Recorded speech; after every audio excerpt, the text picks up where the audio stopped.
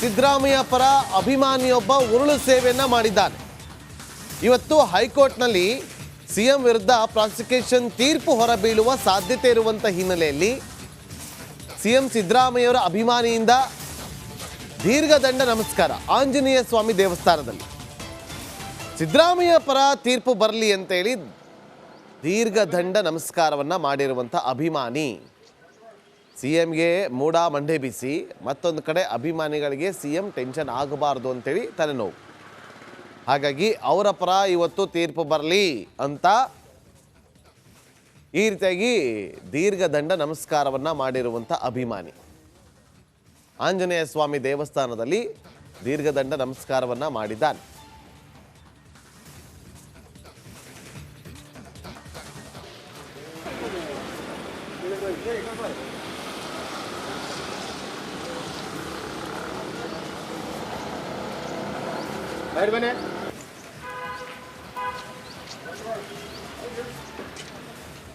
Which is going to be taken in accordance with the situation where the inquiry is made, charge sheet is ready, to file charge sheet, to prosecute.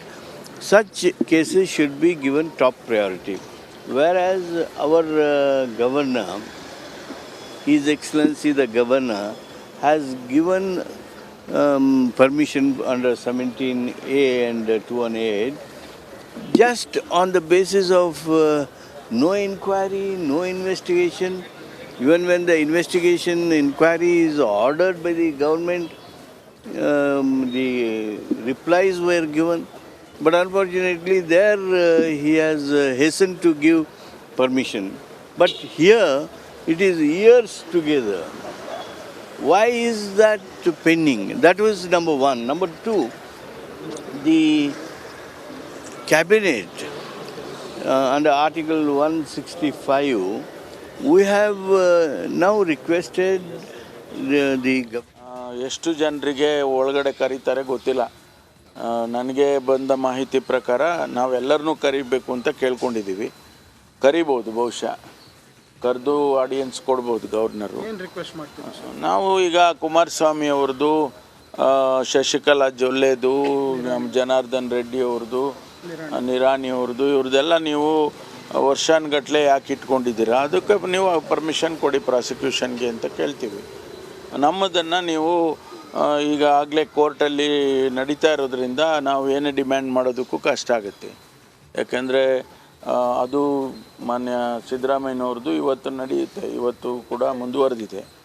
ಆದ್ದರಿಂದ ಅಲ್ಲಿ ಸಬ್ಜುಡಿಸ್ ಆಗ್ತದೆ ನಾವೇನಾದರೂ ಕೂಡ ಮಾತನಾಡೋದಕ್ಕೆ ಹೋದರೆ.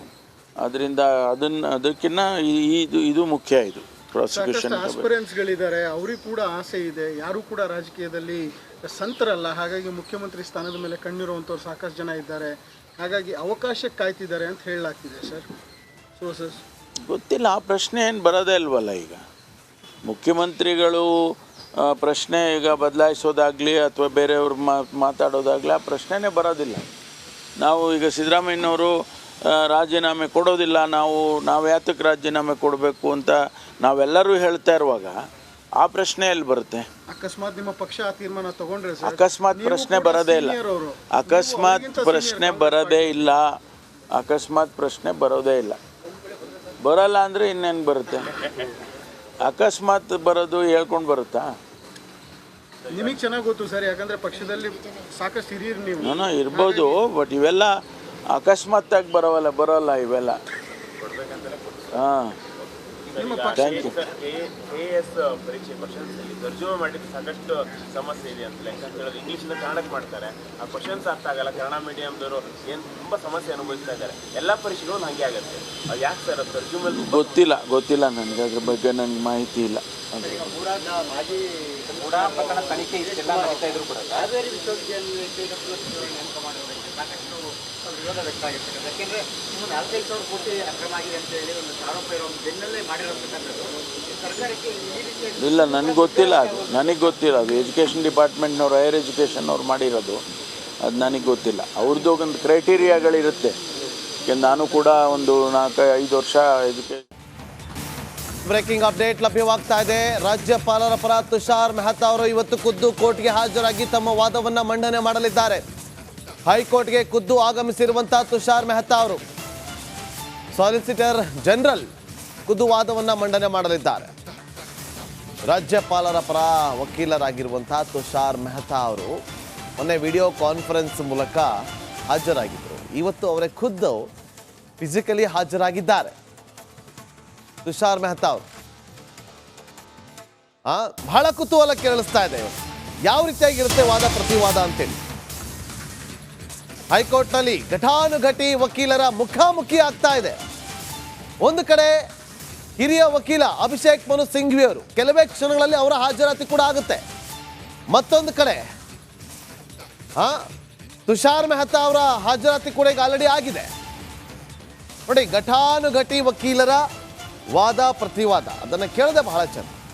ಇವರು ಯಾವ ರೀತಿಯಾಗಿ ವಾದವನ್ನು ಮಂಡಿಸ್ತಾರೆ, ಇದಕ್ಕೆ ಅವರು ಯಾವ ರೀತಿಯಾಗಿ ಕೌಂಟರನ್ನು ಕೊಡ್ತಾರೆ, ಯಾವ ಉದಾಹರಣೆಗಳನ್ನು ಅಲ್ಲಿ ಕೋರ್ಟ್ನ ಮುಂದೆ ಪ್ರಸ್ತಾಪ ಮಾಡ್ತಾರೆ, ಯಾವ ಕೇಸ್ ಸ್ಟಡಿಯನ್ನು ತಂದಿಡ್ತಾರೆ, ಇದು ಇಂಟ್ರೆಸ್ಟಿಂಗ್.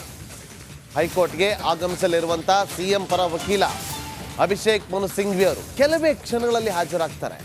ಘಟಾನುಘಟಿ ವಕೀಲರ ಮುಖಾಮುಖಿ ಆಗುತ್ತೆ. ನೋಡಿ, ಆಗಲೇ ಹೇಳ್ತಾ ಇದೆ, ಮೊನ್ನೆ ಅಭಿಷೇಕ್ ಮನು ಸಿಂಘ್ವಿ ಅವರು ವಾದವನ್ನು ಮಂಡನೆ ಮಾಡಬೇಕಾದ್ರೆ ಫ್ರೆಂಡ್ಲಿ ಗವರ್ನರ್ ಅಂತ ಕರೆದಿದ್ರು. 17A ನಲ್ಲಿ ಇವರು ತನಿಖೆಗೆ ಕೊಡ್ತಾರೆ ಅಂತಂದರೆ ಅದಕ್ಕೆ ಸಂಬಂಧಪಟ್ಟಂಥ ದಾಖಲಾತಿಗಳು ಎಲ್ಲಿದೆ ಅಂತೇಳಿ ಪ್ರಶ್ನೆಗಳನ್ನು ಕೂಡ ಮಾಡಿದ್ರು. ದಾಖಲೆಗಳು ಇಲ್ಲದೆ ಅದು ಯಾವ ರೀತಿಯಾಗಿ ಇವರು ತನಿಖೆಗೆ ಆದೇಶವನ್ನು ಕೊಡ್ತಾರೆ ಅನ್ನುವ ಪ್ರಶ್ನೆ. ಜೊತೆಗೆ ರಸ್ತೆಯಲ್ಲಿ ಹೋಗುವಂಥ ವ್ಯಕ್ತಿ ಕೂಡ ಬಂದು ರಾಜ್ಯಪಾಲರಿಗೆ ಒಂದು ಕಂಪ್ಲೇಂಟನ್ನು ಕೊಟ್ಟರೆ, ಖಾಸಗಿ ದೂರನ್ನು ಕೊಟ್ಟರೆ ಖಾಸಗಿ ವ್ಯಕ್ತಿ ಅದನ್ನು ಕೂಡ ಸ್ವೀಕಾರ ಮಾಡಿ ತನಿಖೆಗೆ ಆದೇಶವನ್ನು ಕೊಟ್ಬಿಡ್ತಾರಾ ಅಂತೇಳಿ ಪ್ರಶ್ನೆಯನ್ನು ಕೂಡ ಮಾಡಿದರು. ಗವರ್ನರ್ ಆಗಿದ್ದಂಥವರು ತರಾತುರಿಯಲ್ಲಿ ಈ ರೀತಿಯಾಗಿ ತೆಗೆದುಕೊಂಡಿರುವಂಥ ನಿರ್ಧಾರ ತಪ್ಪು ಅಂತ ಹೇಳಿ ತಮ್ಮ ವಾದವನ್ನು ಮಂಡನೆ ಮಾಡಿದರು. ಈಗ ಈ ವಿಚಾರವಾಗಿ ಇವತ್ತು ತುಷಾರ್ ಮೆಹ್ತಾ ಅವರು ಪ್ರತಿವಾದಿಸಲಿದ್ದಾರೆ. ಯಾವ ರೀತಿಯಾಗಿ ಅವರು ಪ್ರತಿವಾದವನ್ನು ಮಂಡಿಸ್ತಾರೆ ಅದು ಕಾದು ನೋಡಬೇಕಾಗಿದೆ. ಮತ್ತಷ್ಟು ಮಾಹಿತಿಯನ್ನು ಕೊಡೋದಕ್ಕೆ ನನ್ನ ಸಹೋದರಿ ರಂಜಿತ್ ಮತ್ತೊಮ್ಮೆ ಲೈವ್ನಲ್ಲಿ ಜಾಯ್ನ್ ಆಗಿದ್ದಾರೆ. ರಂಜಿತ್, ಬಹಳ ಕುತೂಹಲ ಇದೆ. ಘಟಾನುಘಟಿ ವಕೀಲರು ಇವತ್ತು ವಾದ ಪ್ರತಿವಾದವನ್ನು ಮಂಡಿಸಲಿದ್ದಾರೆ. ನ್ಯಾಯಮೂರ್ತಿಗಳು ಕೂಡ ಅದನ್ನು ಆಲಿಸ್ತಾರೆ. ಏನು ಆಗ್ಬೋದು ಇವತ್ತು, ಏನು ಎಕ್ಸ್ಪೆಕ್ಟ್ ಮಾಡ್ಬೋದು?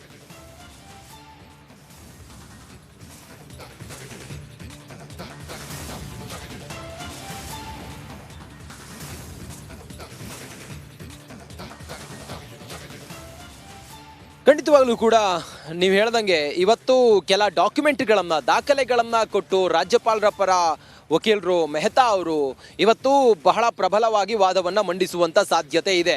ಬಹಳ ಕುತೂಹಲ ಅಂತ ಹೇಳಿದರೆ ಇವರು ಏನು ಹೇಳಿದ್ದಾರೆ, ಪಿಕ್ ಆ್ಯಂಡ್ ಚೂಸ್ ಮಾತ್ರ ಮಾಡ್ತಾ ಇದ್ದಾರೆ, ಇದು ರಾಜಕೀಯ ಪ್ರೇರಿತವಾದಂಥದ್ದು, ಇದು ಪೊಲಿಟಿಕಲ್ ಗೇನ್ಗೋಸ್ಕರ ಮಾಡಿರುವಂಥದ್ದು ಅನ್ನೋದೆಲ್ಲ ಏನು ಹೇಳಿದರು. ಮೊನ್ನೆ VC ಮೂಲಕ ಹಾಜರಾದಂಥ ಅಥವಾ VC ಮೂಲಕ ವಾದವನ್ನು ಮಂಡಿಸಿದ್ರು ಮೆಹ್ತಾ ಅವರು. ಆದರೆ ಇವತ್ತು ತಾವೇ ಖುದ್ದಾಗಿ ಬಂದಿದ್ದಾರೆ, ಖುದ್ದಾಗಿ ಬಂದು ಇವತ್ತು ವಾದವನ್ನು ಮಂಡಿಸ್ತಾರೆ ಇನ್ನೇನು ಕೆಲವೇ ಹೊತ್ತಿನಲ್ಲಿ. ಭಾರಿ ಕುತೂಹಲ ಇದೆ.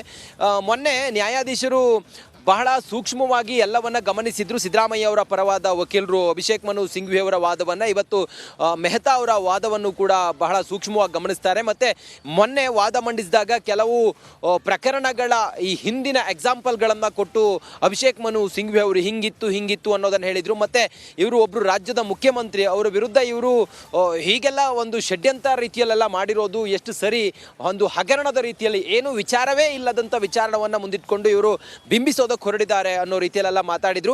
ಆದರೆ ಇವತ್ತು ಯಾಕಾಗಿ ನಾವು ಪ್ರಾಸಿಕ್ಯೂಷನ್ಗೆ ಕೊಡ್ತಾ ಇದ್ದೀವಿ ಅನ್ನೋದನ್ನು ಕೂಡ ಇವತ್ತು ಮೆಹ್ತಾ ಅವರು ನ್ಯಾಯಾಧೀಶರಿಗೆ ಮನವರಿಕೆ ಮಾಡುವಂಥ ಸಾಧ್ಯತೆ ಇದೆ. 10:00 ಆರಂಭ ಆಗುತ್ತೆ. ಆಲ್ರೆಡಿ ನೀವು ಹೇಳ್ದಂಗೆ ಇವತ್ತು ವಕೀಲರು ಕೂಡ ಹೆಚ್ಚಿನ ಸಂಖ್ಯೆಯಲ್ಲಿ ಇವತ್ತಿನ ಕಲಾಪದಲ್ಲಿ ಭಾಗಿಯಾಗುವಂಥ ಸಾಧ್ಯತೆಯೂ ಕೂಡ ಇದೆ. ಹಾಗಾಗಿ ಚೇರ್ನ ವ್ಯವಸ್ಥೆಯೂ ಕೂಡ ಹೆಚ್ಚಿಸಿದ್ದಾರೆ. ಅದರ ಜೊತೆಗೆ ಮತ್ತೊಂದು ಕಡೆಯಲ್ಲಿ ಇವತ್ತು ರಾಜಭವನ ಚಲೆ ರಾಜಕೀಯವಾಗಿ ಹೋರಾಟವನ್ನು ಮಾಡೋದಕ್ಕೆ 2 ಹಂತದಲ್ಲಿ ನೋಡಿ ನಾಗೇಂದ್ರ ಬಾಬು, ಒಂದು ಕಾನೂನಾತ್ಮಕವಾಗಿ ಇವತ್ತು ಹೈಕೋರ್ಟ್ನಲ್ಲಿ ವಾದ ಪ್ರತಿವಾದ ನಡೆಯುತ್ತೆ, ಇವತ್ತೇನು ಹಿಯರಿಂಗ್ ಇದೆ. ಮತ್ತೊಂದು ರಾಜಕೀಯವಾಗಿಯೂ ಕೂಡ ಪ್ರತಿಪಕ್ಷವನ್ನು ಹೆಣೆಯೋದಕ್ಕೆ ಕಾಂಗ್ರೆಸ್ ಇವತ್ತು ಖುದ್ದಾಗಿ ಸಿದ್ದರಾಮಯ್ಯ ಮತ್ತು DK ಶಿವಕುಮಾರ್ ಅವರೇ ಸ್ವತಃ ಇವತ್ತು ಫೀಲ್ಡ್ಗಿಳಿದು ರಾಜಭವನ ಚಲೋ ರಾಜ್ಯಪಾಲರ ವಿರುದ್ಧ ಒಂದು ರೀತಿಯಲ್ಲಿ ಹಗೆತನವನ್ನು ಸಾಗಿಸ್ತಾ ಇದ್ದಾರೆ ಸರ್ಕಾರದ ಮೇಲೆ ಮತ್ತು ಮುಖ್ಯಮಂತ್ರಿಗಳ ಮೇಲೆ ಅಂತೇಳಿ ಹೋರಾಟವನ್ನು ಮಾಡೋದಕ್ಕೆ ವೇದಿಕೆ ರೆಡಿ ಆಗಿದೆ. ನೀವು ಗಮನಿಸ್ತಾ ಇದ್ದೀರಿ, ನನ್ನ ಹಿಂಭಾಗದಲ್ಲಿ ಗಮನಿಸ್ತಾ ಇದ್ದೀರಿ ನೋಡಿ, ಗಾಂಧಿ ಪ್ರತಿಮೆಯ ಮುಂಭಾಗದಲ್ಲಿ ಎಲ್ಲ MLAಗಳು ಬಂದು ಕುಳಿತುಕೊಂಡಿದ್ದಾರೆ. MLAಗಳು ತಾವು ಒಂದು ನೇಮ್ ಬೋರ್ಡ್ಗಳನ್ನು ಹಿಡ್ಕೊಂಡಿದ್ದಾರೆ. ರಾಜ್ಯಪಾಲರ ನಡೆ ಇದೆಯಲ್ಲ, ಇದನ್ನು ಖಂಡಿಸಿ ರಾಜಕೀಯವಾಗಿ ಹೋರಾಟವನ್ನು ಮಾಡೋದಕ್ಕೆ ಕಾಂಗ್ರೆಸ್ನ ನಾಯಕರುಗಳು, MLAಗಳು, MLCಗಳು, MP ಗಳು, ಹಾಗೆ ಮಾನ್ಯ ಸಚಿವರುಗಳು, ಮುಖ್ಯಮಂತ್ರಿ, DCM ಎಲ್ಲರೂ ಕೂಡ ಇವತ್ತು ಬರ್ತಾರೆ. ಇಲ್ಲಿಂದ ನೇರವಾಗಿ ರಾಜಭವನದವರೆಗೆ ಹೋಗ್ತಾರೆ. ರಾಜಭವನಕ್ಕೆ ಹೋಗಿ ರಾಜ್ಯಪಾಲರಿಗೆ ಮನವಿಯನ್ನು ಮಾಡ್ತೀನಿ. ರಂಜಿತ್, ಸ್ನೇಹಮಯಿ ಕೃಷ್ಣ ಪರ ಮತ್ತೊಬ್ಬ ವಕೀಲರು ಕೂಡ ಎಂಟ್ರಿ ಕೊಟ್ಟಿದ್ದಾರೆ. Maninder solicitor general, additional solicitor general ಆಗಿರುವಂಥ ಮಣಿಂದರ್ ಅವರ ಆಗಮನ ಆಗಿದೆ. ಮಾಜಿ ಅಡಿಷನಲ್ ಸಾಲಿಸಿಟರ್ ಜನರಲ್ ಇವರು. ಸ್ನೇಹಮಯಿ ಕೃಷ್ಣ ಪರವಾಗಿ ಮತ್ತೊಬ್ಬ ಘಟಾನುಘಟಿ ವಕೀಲರ ಎಂಟ್ರಿ ಆಗಿದೆ. ಯಾರದು ಅಂತ ಗಮನಿಸಿದಾಗ ಸೀನಿಯರ್ ಕೌನ್ಸಿಲರ್ ಆಗಿ, ಈಗ ಅವ್ರಿಗೆ ಸೀನಿಯರ್ ಕೌನ್ಸಿಲ್ ಆಗಿ ಮಾಜಿ ಅಡಿಷನಲ್ ಸಾಲಿಸಿಟರ್ ಜನರಲ್ ಮಣಿಂದರ್ ನೋಡಿ, ಇವರೇ ಘಟಾನುಘಟಿ ವಕೀಲರು ಇವರು ಕೂಡ ನೋಡಿ. ಒಂದು ಕಡೆ ಮಣಿಂದರ್, ಒಂದು ಕಡೆ ತುಷಾರ್ ಮೆಹ್ತಾ, ಮತ್ತೊಂದು ಕಡೆ ಅಭಿಷೇಕ್ ಮನು ಸಿಂಘ್ವಿ, ಸುಪ್ರೀಂ ಕೋರ್ಟ್ನ ಹಿರಿಯ ವಕೀಲ.